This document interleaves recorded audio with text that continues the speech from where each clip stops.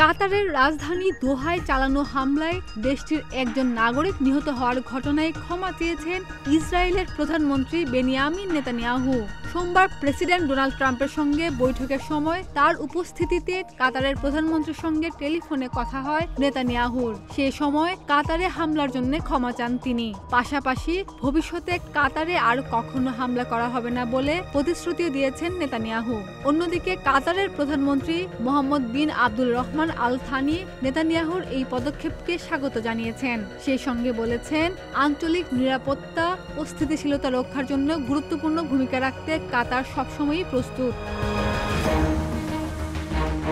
গত ৯ সেপ্টেম্বর বিকেলের দিকে কাতারের রাজধানী দোহায় একটি আবাসিক ভবনে বিমান অভিযান পরিচালনা করে ইসরায়েলের প্রতিরক্ষা বাহিনী।